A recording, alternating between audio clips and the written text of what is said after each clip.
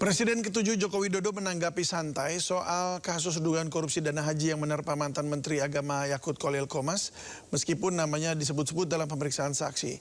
Jokowi menegaskan tidak pernah memberikan perintah kepada menteri atau anak buahnya untuk melakukan tindak pidana korupsi.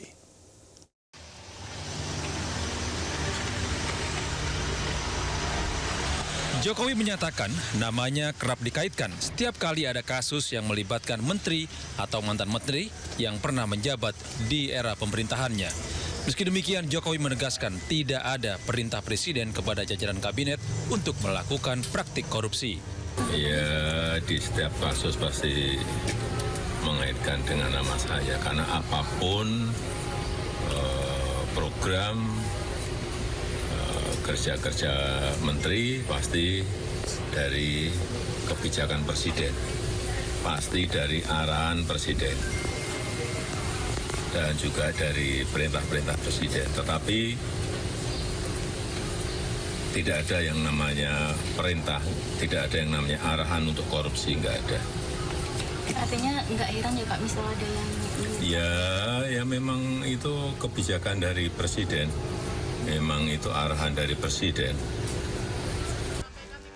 Sementara itu, Komisi Pemberantasan Korupsi terus melakukan penyidikan kasus dugaan korupsi terkait penentuan kuota dan penyelenggaraan ibadah haji di Kementerian Agama tahun 2023 hingga 2024. Dalam proses penyidikan tersebut, mantan Menteri Agama Yakut Khalil Qomas dipanggil KPK untuk dimintai keterangan dalam kapasitasnya sebagai saksi. Dari Solo, Jawa Tengah, Septiantoro, iNews melaporkan. Presiden ke-7 RI, Joko Widodo, menyebut kasus fitnah ijazah harus sampai di pengadilan. Meski ia telah memaafkan 2 tersangka kasus ini, namun Jokowi menegaskan proses hukum tetap berlanjut. Hal ini disampaikan Presiden ke-7 Jokowi di kediamannya di Solo, Jawa Tengah. Menurutnya, kasus pelaporan ijazah ke Polda Metro Jaya adalah urusan hukum. Jokowi menjelaskan pintu maaf selalu terbuka, namun memaafkan merupakan urusan pribadi.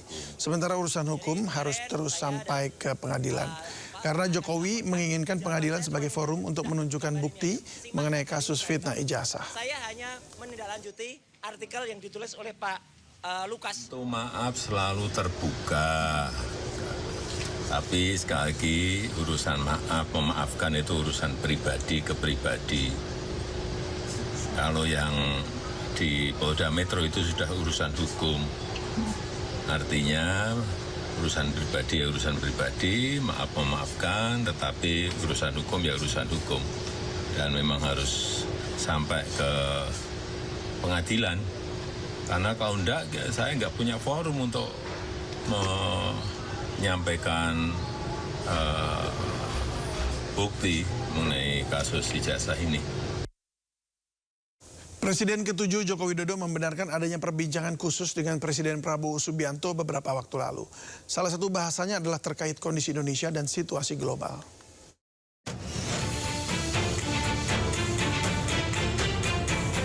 Pertemuan Jokowi dan Prabowo terjadi saat keduanya menjadi saksi nikah sekretaris pribadi Prabowo, Agung Surahman di Gedung Sasono Utomo Taman Mini 18 Januari lalu. Presiden Prabowo menjadi saksi mempelai pria, sementara Presiden ke-7 Joko Widodo jadi saksi mempelai wanita. Ditemui di kediamannya di Solo, Jawa Tengah, Jokowi pun mengakui keduanya sempat berbincang khusus.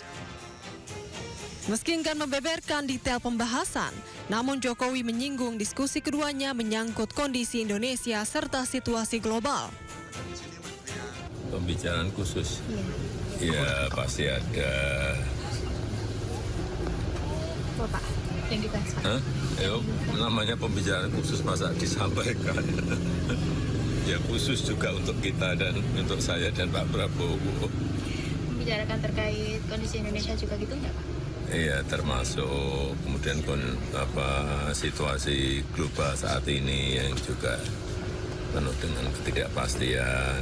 Saya kira kita patut bersyukur ekonomi masih tumbuh di atas 5, inflasi juga sangat terjaga. Yang paling penting itu, karena negara-negara lain banyak yang kesulitan mengatasi 2 hal tadi, pertumbuhan ekonomi dan inflasi. Jokowi pun menilai kondisi Indonesia saat ini masih relatif baik karena ekonomi tetap tumbuh dengan inflasi yang terkendali. Dari Solo, Jawa Tengah, Septiantoro, iNews melaporkan. Badan Pengawas Obat dan Makanan atau BPOM menyoroti peredaran gas tertawa atau whipping yang ramai diperbincangkan warganet karena diduga menjadi penyebab tewasnya selebgram Lula Lava. Selain melakukan evaluasi lebih lanjut, BPOM juga akan melakukan pengawasan bersama dengan BNN, kepolisian hingga Kementerian Kesehatan. Kita sudah evaluasi itu whipping. Whipping ini termasuk kita akan arahkan ada dua. Karena dia memberikan efek euforia, efek ketergantungan, minimal ketergantungan psikologis ya. Whipping itu kan kandungannya adalah nitric oxide, N2O. N2O ini memberikan efek bisa rileks dan seterusnya. Tapi dampaknya dalam fase kualitas dan kapasitas tertentu dalam sistem darah kita, dia menimbulkan ketergantungan. Dan dampaknya walaupun masih dievaluasi sekarang, tapi saya kira salah satu influencer yang meninggal itu salah satunya faktor itu. Karena pada saat nitrit oksigennya menurun, oksigennya terkoneksinya berkurang, terjadi iskemia. Iskemia itu orang akan merasa kesakitan. Dan akibat dari rasa sakit dan nyeri itu, ujung-ujungnya kan bisa meninggal. Jadi Badan POM punya atensi besar terhadap nitric oxide, termasuk whipping. Kepala Pusat Laboratorium Narkotika BNN Brigjen Polisi Supianto menyebut tabung gas tertawa atau whipping belakangan banyak disalahgunakan. Whipping bisa menimbulkan efek kesenangan sesaat namun berbahaya bagi sistem saraf otak dan jantung. Sebenarnya adalah digunakan di salah satunya di bidang medis, yaitu untuk anestesi ringan. Kemudian di industri kuliner digunakan sebagai propellant agent di dalam pembuatan whipped cream. Kemudian ada juga digunakan di bidang otomotif, yaitu untuk meningkatkan performa mesin. Namun demikian, akhir-akhir ini banyak disalahgunakan penggunaannya. Yang seharusnya digunakan adalah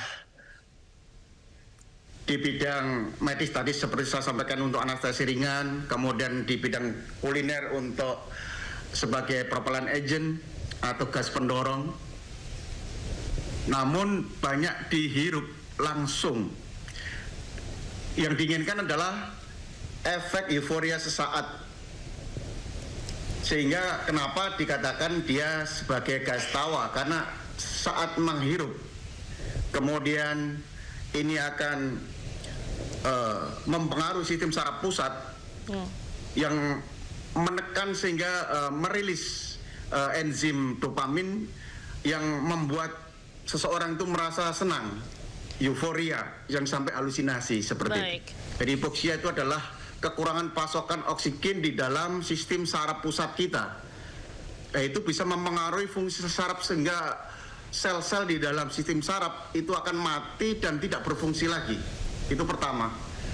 Yang kedua, bisa menyebabkan defisiensi vitamin B12, di mana ini akan menyebabkan sistem saraf itu menjadi terganggu, rusak dan bahkan rusak permanen. Nah, ini kalau orang sistem sarafnya rusak permanen, artinya dia akan bisa mengalami kelumpuhan. Kemudian yang ketiga adalah terkait dengan masalah kardiovaskuler atau jantung, di mana orang yang mengkonsumsi nitrous oxide atau gas tawa ini, dia akan mengalami detak atau irama jantung itu tidak beraturan. Nah, ini akan pertama parah manakala memang jantung seseorang itu sudah bermasalah.